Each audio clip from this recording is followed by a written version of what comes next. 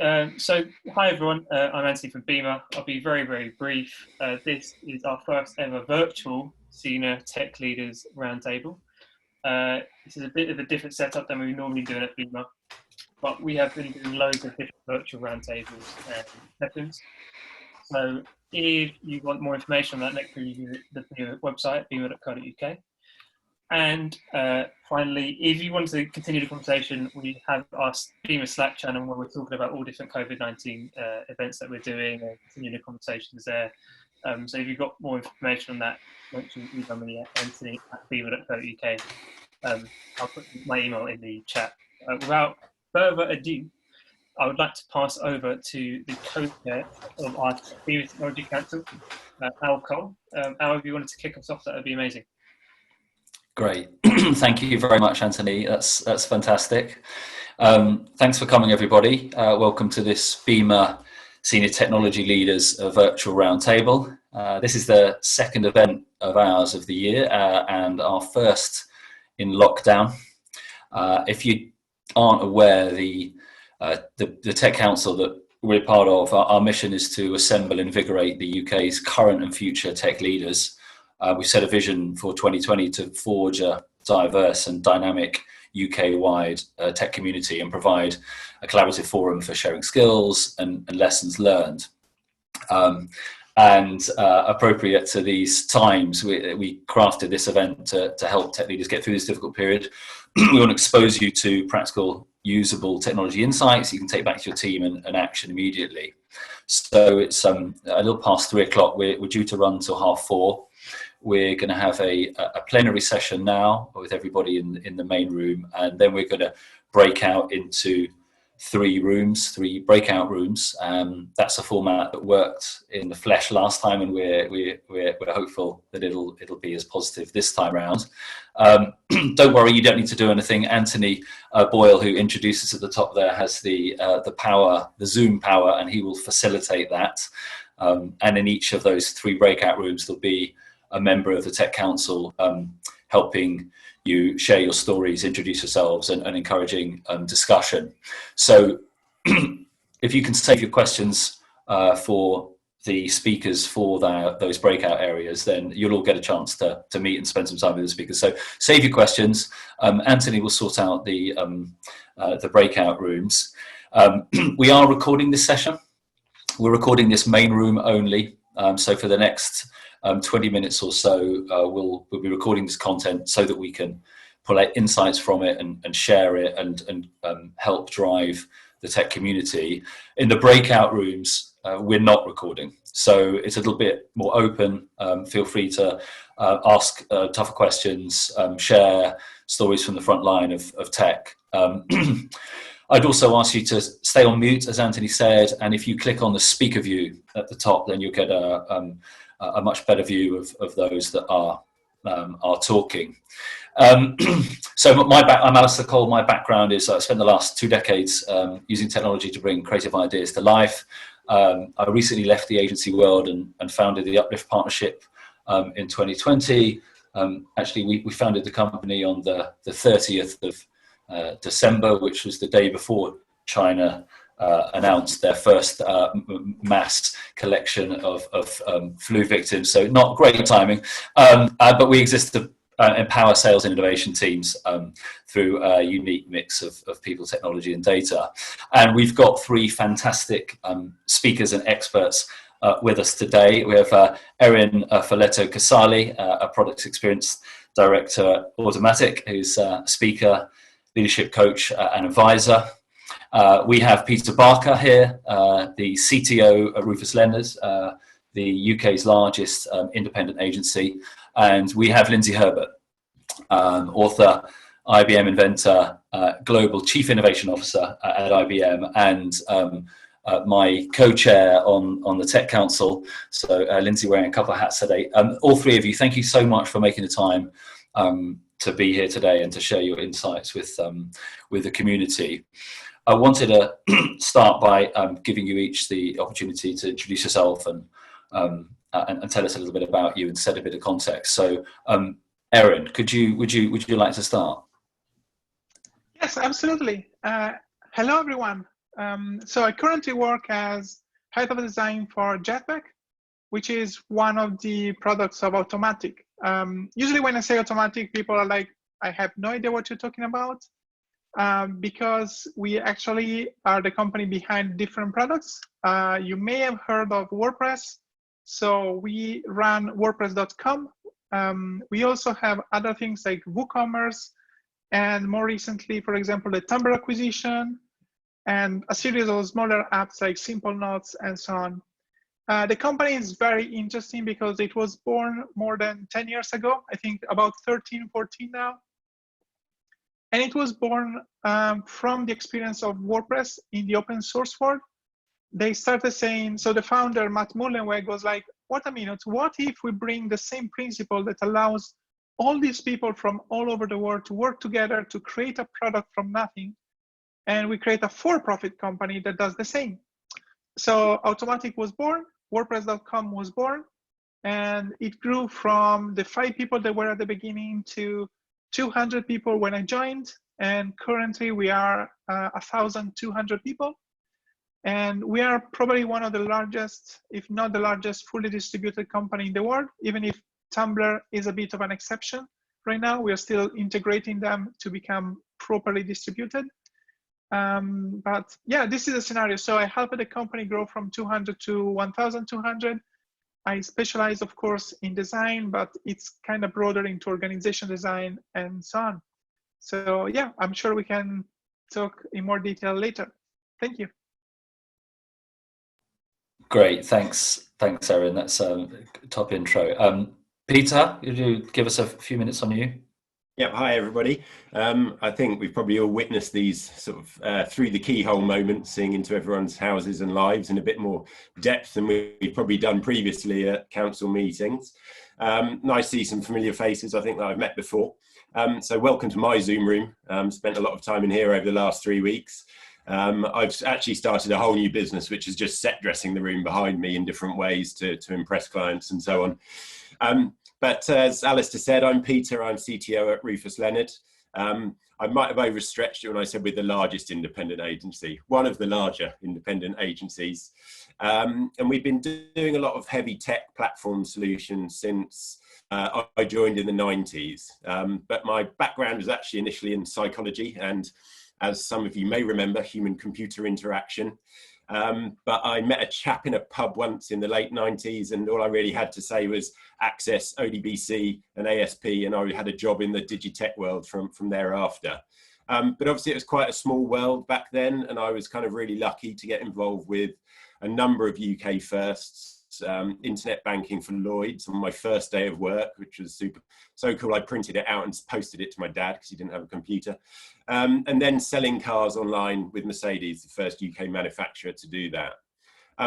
As my title infers, I'm responsible for our client technology service offering, but I'm also responsible for our in-house solutions, processes, and so on. So the last 3-4 weeks have been quite intense in a number of ways, both dealing with clients and the kind of the rocky road that they've been on, but also sorting out our internal systems and processes and sort of maintaining a culture which allows us to work effectively. I think, you know, I enjoy doing these events. I am really just the sort of spearhead of a team of experts. They're the real experts, and I think, you know, bringing their sort of knowledge to bear is probably about the only talent I have. So hopefully I'll share their talents with you through this afternoon. That's great. Thank you, Peter. It does look like your set dressing has changed since the last time we called. So you're walking the walk as well as talking the talk.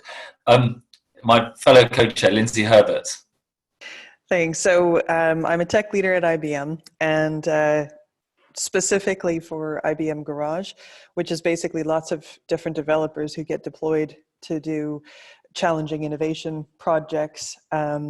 Usually a garage is something where everyone's co-located, and that's a big selling feature of it. You know, you get your specialist team together to solve a problem, and the clients are co-located as well. And that whole idea of sharing a physical space is a big selling feature. So the fact that we're now having to pivot all of that into virtual environments, as well as supporting team members, development teams who are dealing with family issues, dealing with lack of space, lack of bandwidth for their ISPs, you know, all the rest of it.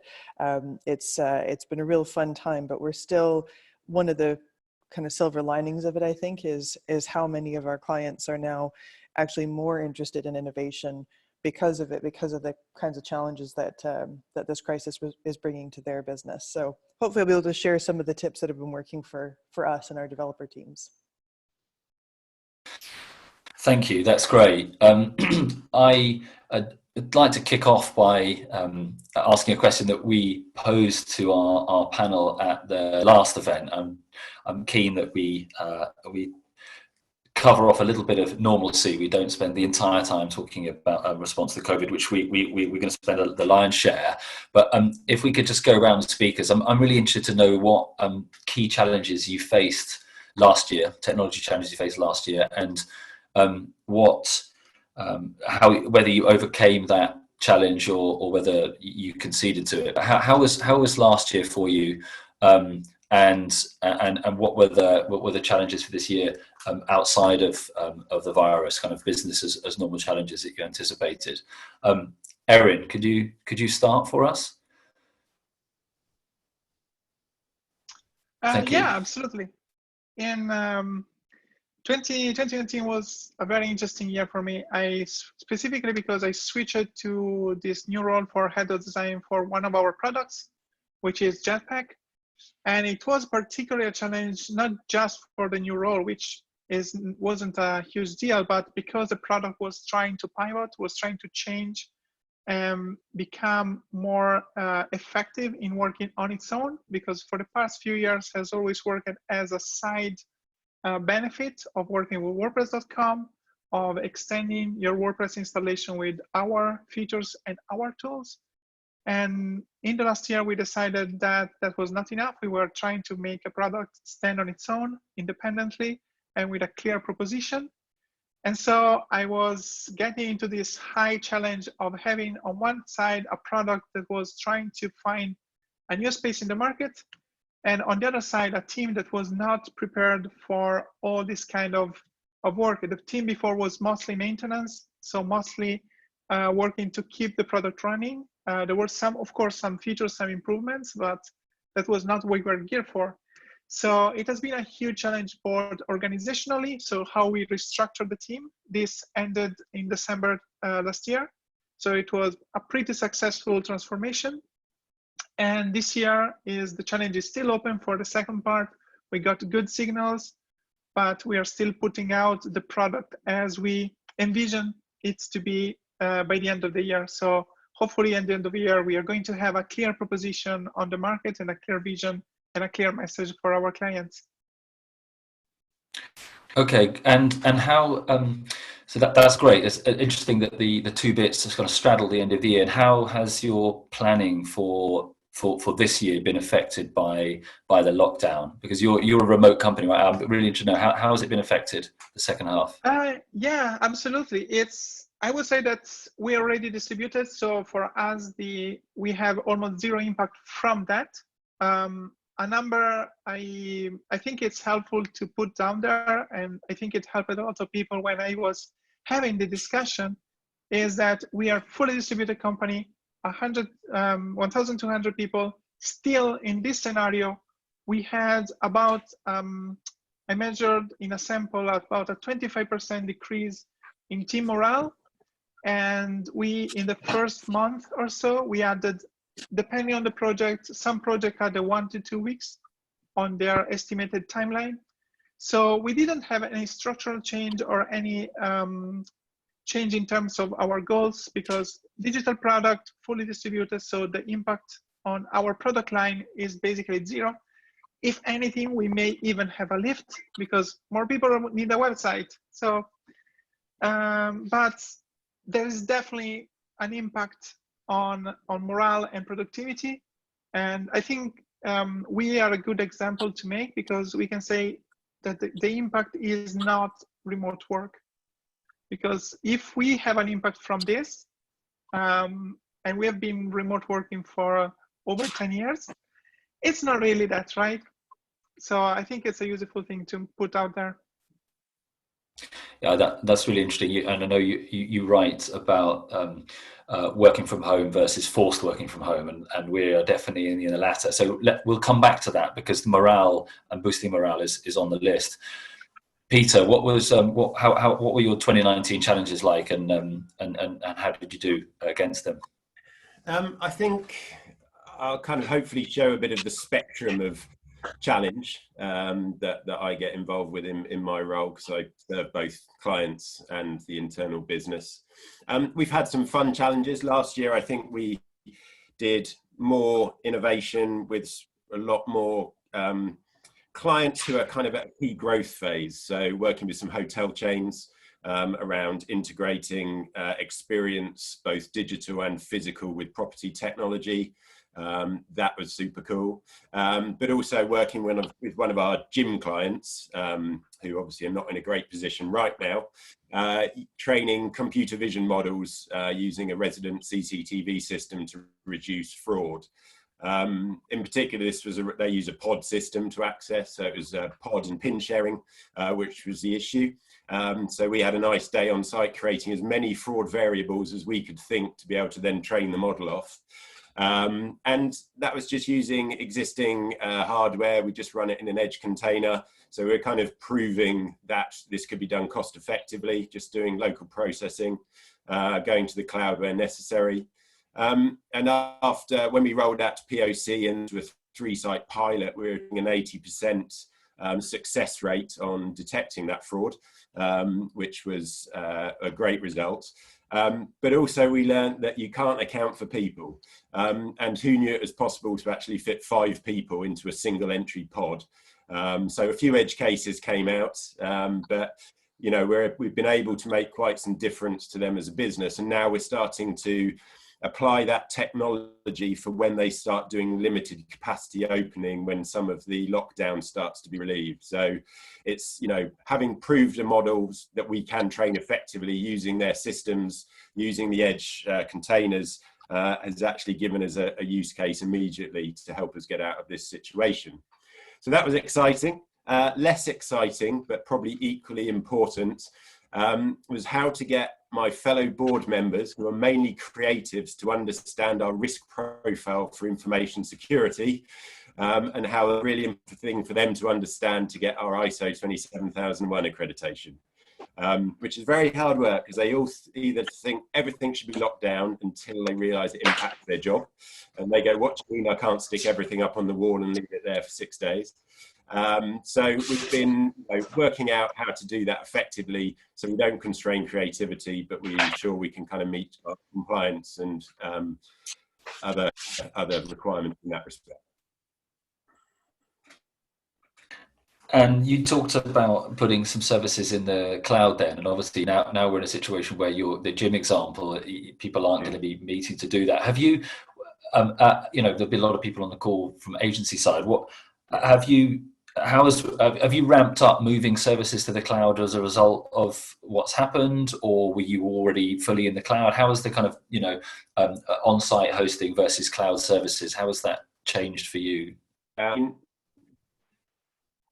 I mean, we're a Microsoft cloud solution provider, so everything we do is native in the cloud, or now with some on the edge, which surely is just a new word for on-prem. But anyway, you know, I think what we've seen quite a few of our businesses affected because they are that blend of physical and digital. So hotel chain, not in a great place. Universities, not in a great place. Gyms, not in a great place, but all with really big opportunities. Maybe a little less on the hotel, but universities obviously moving towards improved e-learning, accelerating that. I think with the gym group, we were already working on a home workout solution for them anyway. So we accelerated that. We put on a team, increased the team size, did a few weekends, and got that over the line 3 weeks earlier than it was due to go live. And that means they could, you know, then not just cancel memberships, they could keep providing value to their customers. And as I say, we're kind of moving forward with them in terms of limited opening, maybe beginning of June. But I think one thing we've found is that with clients like that their cash flow is actually an issue. So we've actually been extending payment terms where we can, so we can keep the work coming in, discounting where possible. We think having a steady stream of work, even if it's not, it's a slightly slower pace, is a benefit for us, for my team, but also for our clients in terms of how they kind of build back out of this. Okay, thank you. Lindsay, your 2019 challenge and how that's rolling into this year. So 2019, there's a lot of crossover, right? It's journey to cloud for clients, to helping their businesses get to cloud, especially multi-cloud environments, and being flexible and avoiding lock-in and all that kind of stuff. Also, what in IBM we call cognitive enterprise. So it's looking at all the different technologies that you can apply to a business, like everything from Internet of Things and 5G and artificial intelligence and cognitive process transformation, automation of processes and adding intelligence to processes, all of those different technologies and how they combine to meet business goals and enhance customer experience. So that was last year, and is still this year in many respects. And I think the big key difference of last year was one of the big messages was always to bring people together to try to solve these challenges as groups, and talking about the importance of people being together physically to solve these challenges, especially in a short, agile way, in just a few sprints and just 12 sprint, that kind of thing. And now having to quickly pivot and say, no, we can still do it. And we can do it virtually, but recognizing as well that the clients aren't as set up for remote working as we are. And so having to spend a lot of extra time to help them get up and running with remote working in the way that we're just all accustomed to in IBM, but for them, not even having a work laptop that they can take home, things like that. But yeah, last year's challenges were definitely around taking all the best of tech and applying it to those business and those customer challenges, for sure. Thanks. You touched on something there that you mentioned in your intro as well, which was working with clients, right? Co-creation, and having worn an innovation hat before, not only is getting in a room with clients and kind of experts, not only is that fun, but productivity goes up. So can you lift the lid on how are you doing innovation now? How are you doing co-creation remotely?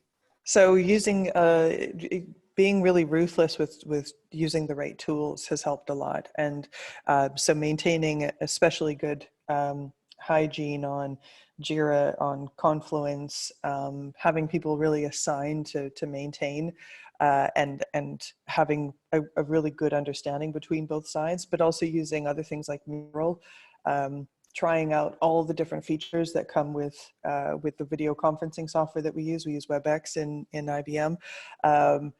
But anytime someone comes up with something that they think might be helpful, doing it as a trial, figuring out what works, what doesn't, and then sharing it as widely as possible. So we've got a whole list of different tools and platforms and software that people have tried and ruled out in some cases as well. And that's also very useful, because then you avoid a garage team trying it themselves and wasting a bunch of time, or finding out that they can't access the files properly afterwards, or various issues like that.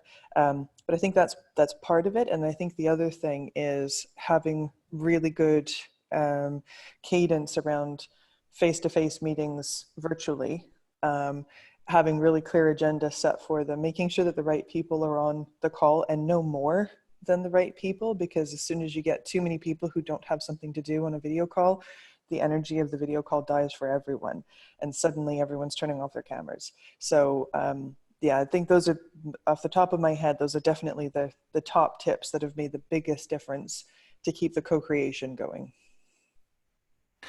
Well, there speaks a true innovator. So that the way to keep the experiments going with client is experimenting with tech tools, experimenting with approaches. So great to hear that. And then in terms of your cadence, I think the thing that comes between both of those is that setting boundaries, right? And I want to come back to Erin's point about morale. But let's start with you, Lindsay. So in terms of the right people and that morale issue, are you doing anything specifically in terms of managing the developers that you've got to keep morale high? How are you keeping morale up?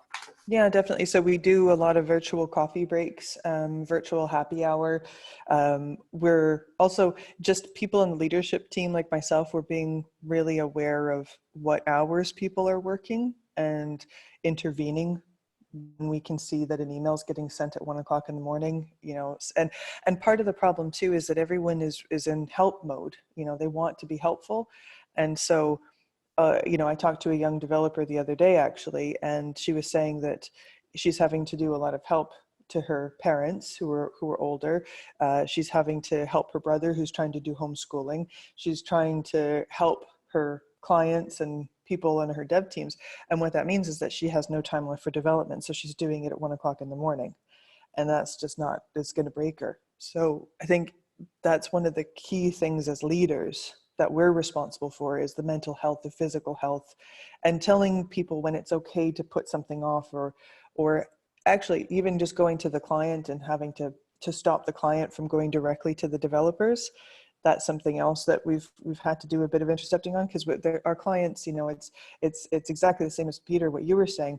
We're trying to be as flexible for our clients as possible.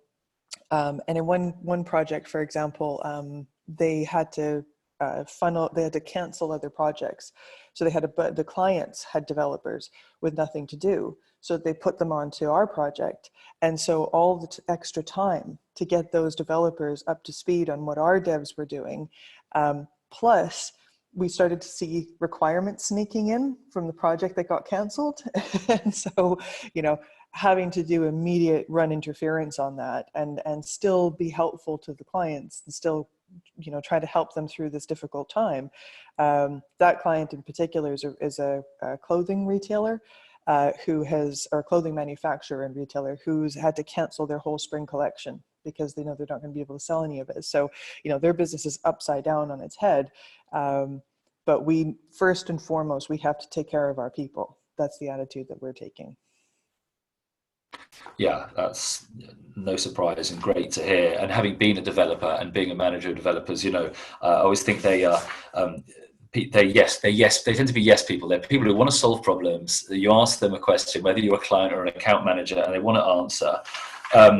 And we've got to set boundaries. So, Peter, from an agency point of view, what are you doing with your technology teams at Rufus Leonard to prevent this, the potential burnout, which might be coming down the line pretty soon? What are you doing to keep your developers on straight and narrow?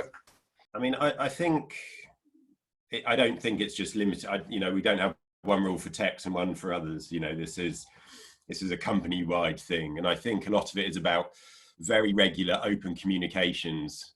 Is super important to maintaining your culture, which I think sort of underpins a lot of morale. Similar things to what Lindsay said of virtual coffee breaks and things like that. But one thing is that we're really open with all of our staff on our commercial numbers. We've found in the past that that works, whether it's good or bad. I think that builds trust in us as a board for making the right decisions for them. And yes, we've been furloughing some people, but we're doing that in a rotating way. We're topping people up, so everyone's got the same salary, whether they're furloughed or not. But obviously there's certain roles which can't actually rotate very easily. There is someone who's got that client contextual bit of work that has to be done in the next 6 weeks. So how to manage that is understanding it. It is about having that regularity of communications. We have guidelines in terms of, we have discipline meetings every day, as well as project stand-ups. We're maintaining all of the one-to-ones, development plans. And I think really it's about making sure there's that dialogue. We've got some developers who live on their own in London. They're not from the UK. They don't have a big friends network. So understanding the individual, being honest and open with them is something that we've paid back literally over the last couple of days when we've had to have some quite difficult conversations. And essentially it's about, we are one team as a company. You might be benched for 3 weeks, but then you'll be rotated where you can. So you're all part of the same team, and therefore you all get treated equally. That sounds pretty inspiring. Thank you. And Erin, you know, I think we're all hoping that as you've been working remotely for so long, that you might have the answer for us on how, you know, if you can't crack it after years working in this way, nobody can. So perhaps you could shed some insights on how you talked about a 25% drop in morale. What are you, you know, I'd be interested to know, first of all, why you think that happened, and given the context of where we are, and maybe what you're doing to address it. Yes, it's pretty, that's a key question, right? So I would say that, especially in the role, as Lindsay was saying, especially in the role as leaders, managers, regardless of the specific role, I think it's important to acknowledge that there is a balance to have, like in the one-to-one relationship with your team. That is, that work is both a distraction from everything else, as well as something that adds pressure. So I have different people in our division, and specifically in my team, and some people are like, no, please, I want to work. I'm gonna work 8 hours, maybe not as productive as it was before, but I use this as a way to distract myself. I use this as a way to focus on something to give meaning to my day. And that's totally fine. Other people would be exactly as the examples that were done by Lindsay and Peter. It's like they don't have time. They have to deal with other things. So again, we need to intervene, and we need to balance out something that works for them and something that will keep them productive, so they still have the sense of being part of the team and having a meaning, without feeling they're not doing enough or they're not contributing enough. This is a very difficult balance to strike, and it's like at the team level. It's not something that can be abstracted as, oh, you know, a grand gesture from management or a policy that can be implemented company-wide. So we had a lot of discussion about this. However, there are things that happen, I believe, company-wide. I recently, for example, had a discussion with another leader in a different company, and they just said they work in specifically with restaurants. They don't have cash flow. They're going to lay off people. And what the top management did was like, we are in a difficult situation. We are going to lay off people at some point. And that's like terrible. Like, please tell me exactly when it's happening or when it's not happening. So be precise of any action you are taking, but also don't make it, so that's one thing. And the other thing is, don't make it to be just words. So for example, pretty much every week inside our company, both our CEO first started with a message, we have cash flow, we don't see a drop, we are totally fine. But then every week, my divisional lead was also like, we're good, let's keep pushing forward, take the time you need, and that's fine. But then again, it was like, we were discussing, we're like, well, these are all good messages, but we need to follow through, because otherwise, if, for example, no deadline changes, we are telling people, oh, you can take the time off, but at the same time, oh, the deadline didn't change. So the next things to follow through with our words was also like, okay, which project can we delay? Which projects can take more time? And let's be clear, let's be open to discuss all of this and make sure it's communicated. So, you know, there is a lot of nuance and a lot of balance of action that need to happen at every level of the company. Yeah, that's fascinating, and it's no surprise that that's, you know, again, it's great to hear that we're talking about, or we're hearing answers around human beings and looking after our people, and communication is critical, especially as we're now working in these Zoom rooms where whether you like it or not, we do miss a little bit of the non-verbal communication, and so communication needs to be raised. Great that you know, it's not just about words, it's about actions. We're going to do exactly the same on this call now. We promised you we would action through and put each of these experts into a little breakout room. Anthony's going to do that now, and if you're joining the call late, We're going to have kind of 3 sessions now, 15 or 20 minutes with 3 rooms. And the experts, the speakers will be moved between those rooms by Anthony Boyle, who's running the call. So you will get a little group with each of the speakers. You'll be able to ask them questions. Those room sessions won't be recorded, and then we'll all come back together at the end just to wrap up. So Anthony, the eye in the sky, the man with the power, he's going to split everybody up now, and in each of the rooms there'll be a BIMA Tech Council member to facilitate discussion. Thank you, Anthony. Cheers. I'm going to hit open all rooms now. Some of you